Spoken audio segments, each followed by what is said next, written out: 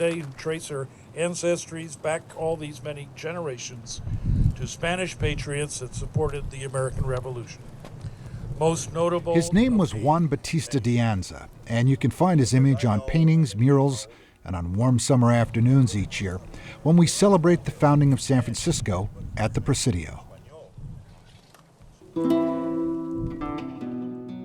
To get some historical perspective, DeAnza was a contemporary of George Washington. In 1775, with the permission of the Spanish Viceroy in Mexico City, DeAnza assembled 30 families from a number of different backgrounds, including Spaniards, other Europeans, and descendants of African slaves.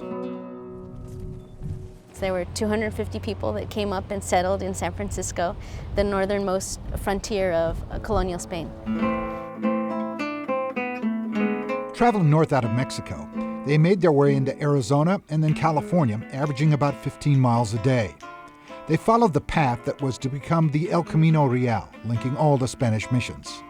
Finally, after a difficult 6-month journey, they came to rest at the Monterey Presidio in March 1776, 6 months after leaving what was called Nueva España in the New World.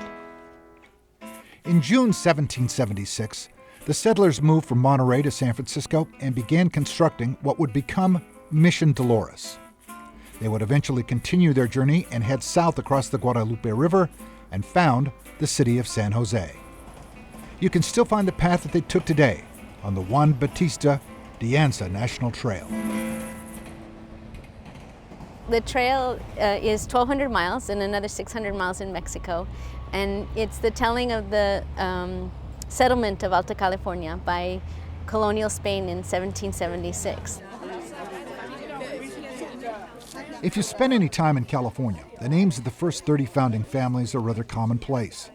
They were part of the rancho culture, among them the Peraltas, the Moragas, Sanchez, Hernandez, Gonzales, Gutierrez, Berryessa, and a host of others, including the Bernals. San Jose's Greg Bernal Mendoza Smestad is an 8th-generation Californian, and his daughter Maya is the 9th generation, and they belong to a rather rare group of folks known as Los Californianos. Every year we get together, we honor our ancestors who came with Juan Bautista DeAnza in the year 1776 to found the Mission Dolores and the Presidio of San Francisco, really the city of San Francisco. We're celebrating the birthday. We celebrate those people and their contributions to history, and we invite the community to learn more about that period of California's history. It was a hazardous journey for the DeAnza expedition, but they kept their spirits up by singing every evening and every morning before DeAnza had them hit the trail. A trail that is still used by hikers today as they explore the original path the 30 families took so many years ago. Well, we're here at the Alviso Marina County Park. This is a spot along the Anza Trail where visitors can hike into the bay, a very short distance from San Jose and the Silicon Valley, a very interesting spot that has the history from the Ohlone, who used the tule and other materials to the time of Anza. He went through this spot in order to get to the East Bay and explore Contra Costa County during the spring of 1776. One of the most amazing aspects of the DeAnza expedition was how they were able to navigate throughout their journey. Close to Silicon Valley, we hear about high technology. But in the 18th century, high technology was the compass as well as the quadrant. And Anza and Font made a big deal out of their high-tech way of navigating. They were able to find the latitude. They were able to tell direction and time. And in a terrain like this, it's especially important that they do that. They, in fact, got lost on their way back as they were at the tip of the bay in Contra Costa County. Smestad can trace his own family's journey back to his great-grandfather, Dionisio Bernal, who was a descendant of Apolinario Bernal of the DeAnza expedition. Dionisio would go on to marry Henrietta Escobar y Casqueras, and the couple would live in a section of San Jose known as Spanish Town. The entire family tree can be traced back to Apolinario Bernal, the young boy that is depicted in this painting of DeAnza that greets visitors at the San Jose airport. Apolinario, he was a 10-year-old boy on the Anza expedition. He came with his 6 siblings, boys and girls, like many of the 30 families that came. He then enlisted after he grew into the military, like his father. His father and mother lived here. They were among the first colonists here. He himself then came in to it and was involved in the exploration of the Bay Area. He lived both in Monterey, in Santa Cruz, later in San Jose. History comes alive throughout the Bay Area in San Francisco and San Jose as people celebrate their past, their heritage, and ultimately, their connection to DeAnza.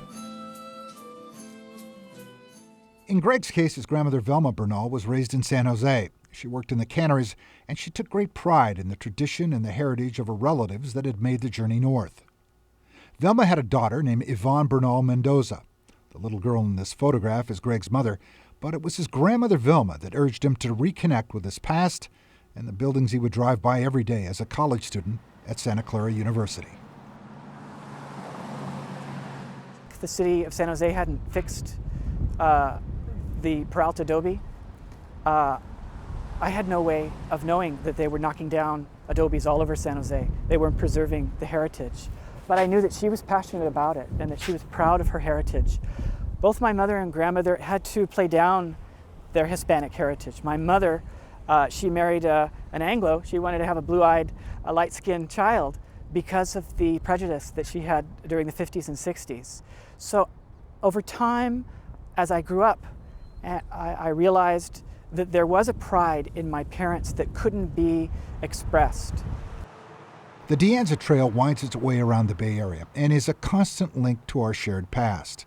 One of the highlights is at the Don Edwards San Francisco Bay Natural Wildlife Refuge, just minutes from Silicon Valley. The estuary is a spectacular home to a number of birds.